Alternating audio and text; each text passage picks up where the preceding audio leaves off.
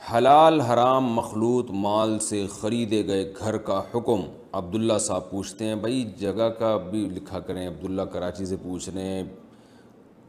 یا مریخ سے پوچھ رہے ہیں، کوئی وجہ یعنی لوکیشن بھی ہونی چاہیے۔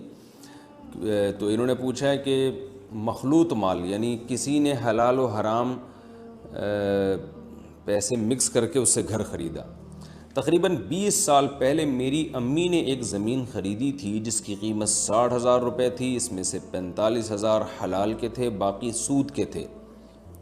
اب اس زمین کی قیمت 16 لاکھ روپے ہے، اگر ہم اس زمین کو بیچ دیں تو ان 16 لاکھ میں کتنے پیسے حلال ہوں گے اور کتنے حرام ہوں گے؟ صرف 15,000 صدقہ کرنے ہوں گے یا اس وقت کے حساب سے صدقہ کرنے ہوں گے؟ دیکھیے، یہ جو آپ نے کہا کہ ان میں 45,000 حلال کے تھے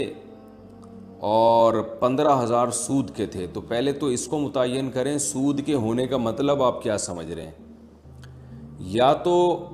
یہ صورت ہوگی کہ آپ نے بینک سے قرضہ لیا ہوگا، یعنی آپ کی والدہ نے 16,000 روپے قرضہ لے کے 45,000 میں مرج کر کے پلاٹ خریدا۔ تو جب آپ بینک سے قرضہ لیتے ہیں، یہ قرضہ لینے کا عمل تو حرام ہے، کیونکہ سودی قرضہ لینا حرام ہے، گناہ ہے، لیکن وہ رقم حرام نہیں ہوتی، تو اس کو یہ نہیں کہا جائے گا کہ حلال اور حرام رقم ملا کے پلاٹ خریدا ہے یا مکان خریدا ہے، یہ نہیں کہا جائے گا، بلکہ یہی کہا جائے گا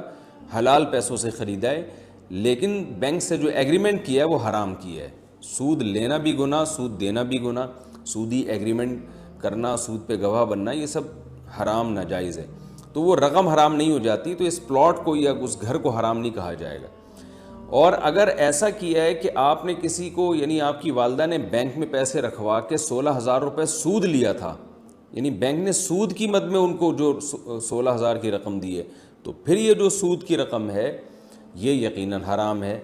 اور یعنی ایک تو ہوتا ہے نا سودی قرضہ لینا، اور ایک ہوتا ہے بینک کو قرضہ دے کے یعنی بینک میں ڈپازٹ کروا کے اس پہ سود لینا، تو یہ جو حرام رقم وہ ہوگی جو بطور سود کے آپ وصول کریں گے۔ تو اس حرام رقم سے اگر والدہ نے پلاٹ خریدا ہے تو پھر اس میں 45,000 اور 15,000 میں جو ریشو ہے، اس ریشو کے حساب سے آپ نے کی والدہ نے جو پلاٹ خریدا وہ اس میں وہ حرام رقم شامل ہو گئی۔ جب حرام رقم حلال سے ملا کے کوئی چیز خریدی جاتی ہے تو وہ کیونکہ مکس ہو چکی ہے، تو اس میں شریعت کا حکم یہ ہے کہ اس پلاٹ کی تو آپ کی والدہ مالک بن گئی، اور جتنے پرسنٹ اس میں حرام شامل ہوا ہے اتنے پرسنٹ کی جو قیمت ہے ان کے اوپر صدقہ کرنا واجب ہو گئی۔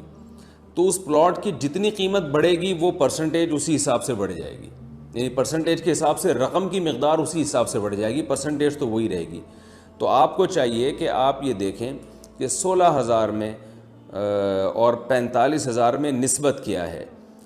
یعنی جو بھی ان دونوں میں فیصدی لحاظ سے پرسنٹیج کے لحاظ سے جو نسبت ہے اس نسبت کو متعین کریں، اور اب والدہ کو آپ یہ کہیں کہ جو 16,000 اور 45,000 میں جو ریشو ہے اس ریشو کے حساب سے